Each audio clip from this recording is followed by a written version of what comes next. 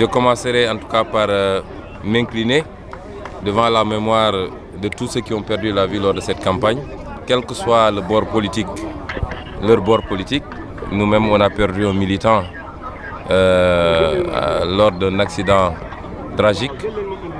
Et je formulerai ensuite des prières pour ceux qui ont pu être blessés lors de cette campagne. Je crois que toutes les chapelles politiques en ont eu et nous-mêmes on en a. Et je prie enfin pour que cette élection se passe dans des conditions d'apaisement, de paix, et qu'au soir de cette élection, en tout cas jusqu'à la proclamation des résultats définitifs, qu'il y ait la paix au Sénégal, que les élections se passent de manière transparente, qu'un vainqueur en sorte dans les conditions les plus acceptables pour tout le monde et que tous les autres candidats puissent se féliciter parce qu'au-delà d'une élection, le Sénégal va continuer à exister et à fonctionner. Je ne peux pas apprécier pour le moment l'organisation du vote puisque je viens de me présenter dans mon centre de vote. Je viens d'entrer dans mon bureau de vote et pour faire le vote.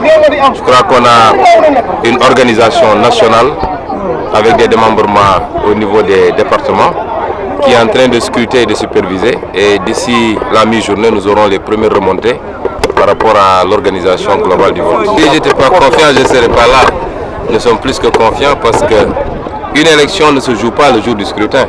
Il y a tout un tas d'étapes qui précèdent et durant toutes ces étapes, que ce soit l'après-campagne, la campagne elle-même, ce que nous avons vu, ce que les Sénégalais nous ont démontré en termes d'affection, mais surtout d'adhésion à notre discours, nous fonde à être extrêmement confiants par rapport à l'issue de cette élection. Accepter les résultats, ça dépend des conditions dans lesquelles l'élection s'est passée. Si l'élection se passe de manière transparente, démocratique, quel que soit le vainqueur, et nous pensons que nous serons les vainqueurs de cette élection, mais si ce n'est pas le cas aussi, si les élections se déroulent de manière transparente, nous appellerons et nous féliciterons le vainqueur. Si ce n'est pas le cas, évidemment, nous constaterons l'élection parce que, par principe, une élection n'a de sens que lorsqu'elle est démocratique, libre et transparente. Quand j'en profite personnellement pour lancer un appel, parce que c'est important, un appel à la paix, parce que notre matière première la plus précieuse, ce n'est pas l'or, ce n'est pas le pétrole, c'est la paix au Sénégal.